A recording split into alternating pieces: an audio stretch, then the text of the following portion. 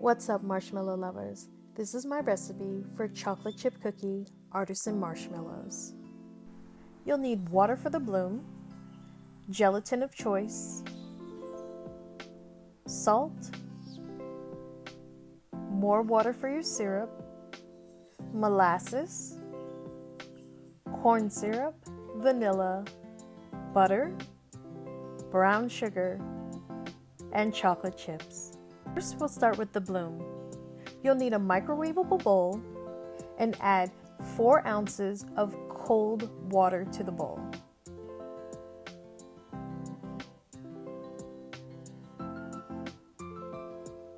Then you'll sprinkle over 2 ounces of gelatin.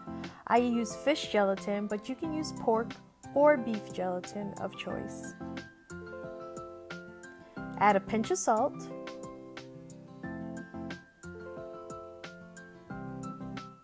and we'll stir this to combine. Now we'll set aside while we're working on our syrup. When making marshmallows, I like to use a wide, deep pot. And we're going to add 12 ounces of water, 2 ounces of molasses,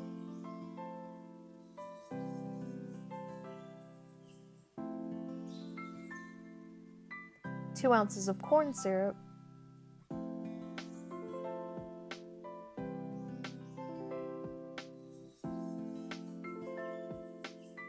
1 teaspoon of vanilla,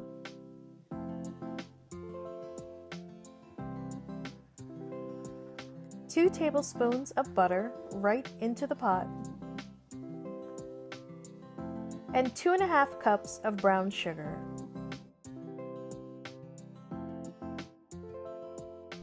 Put your pot on medium heat, and using a digital thermometer, will cook to 230 degrees. Here's a few tips. After your gelatin has bloomed for about 5 minutes, melt it in the microwave for 30 seconds to avoid clumps. You asked me, how do I get that perfect square shape? Well, these are the cube molds that I use, and the link is below. For deep molds like this, I like to spray my molds 3 times. So I spray it going up and down, left to right, and then I'll pick it up and make sure I get any spots that I missed. To pour my marshmallow batter into my piping bags, I repurpose my gelatin container. I use a 21-inch piping bag and place it down inside of the container so that I can use both of my hands to pour my marshmallow batter into the piping bag. You can also spray the bag if you want to avoid any of the marshmallows sticking too much. And here's a bonus tip. Always have a bench scraper nearby. I'll show you later how they come in handy. Our syrup is almost at 230 degrees Fahrenheit, and it'll be time to pour it into our gelatin.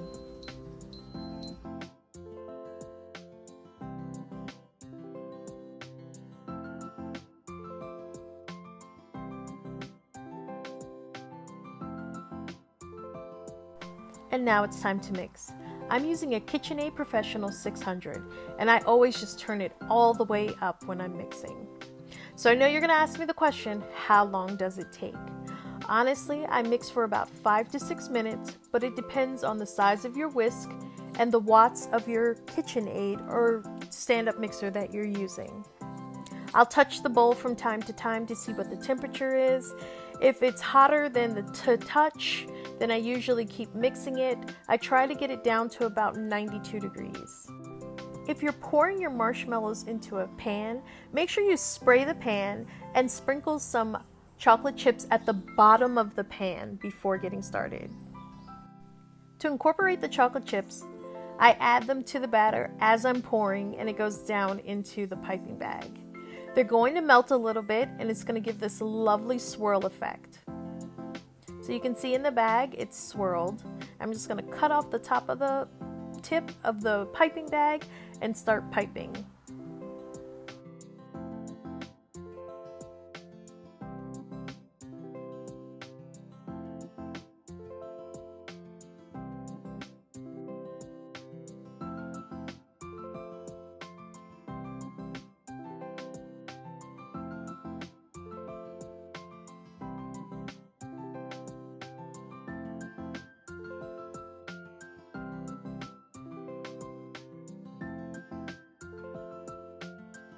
Now to add chips on top for decoration.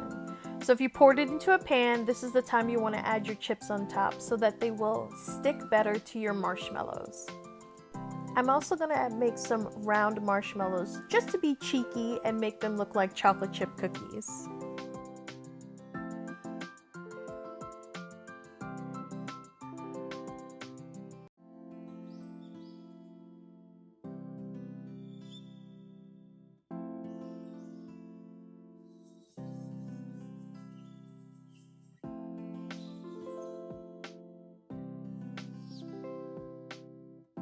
So I'm one marshmallow short, and this is where the bench scraper comes in handy. I scrape the bag down to get that extra marshmallow out. No marshmallow left behind.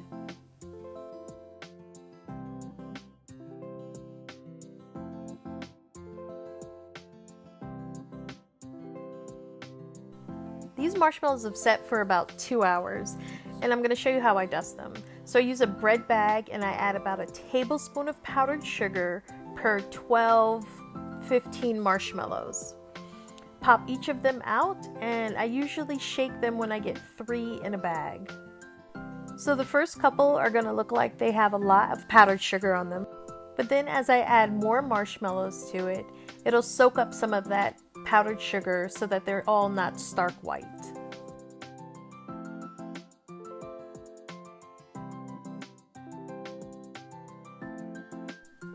So as you can see, they're evenly powdered, and because my piping is so messy, I pull off what I call tails, and then I brush each and every one of them, yes I do, by hand with a brush.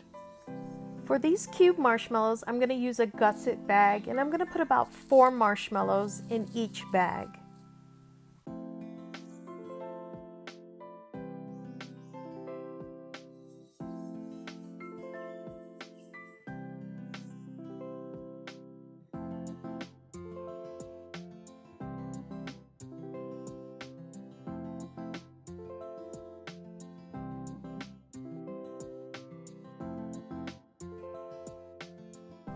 I use a heat sealer to close them for freshness.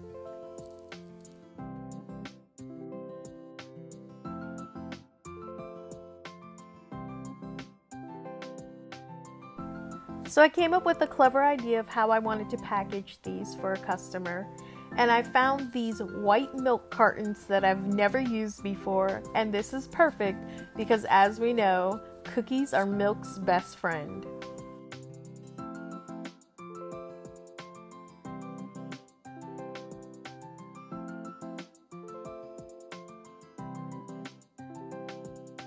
I decided I wanted to decorate the milk cartons. Let me know in the comments below what you think of my milk cartons. I'm Chef Saida Farrell. Thank you for watching, and please like and subscribe to my channel for more homemade marshmallow recipes.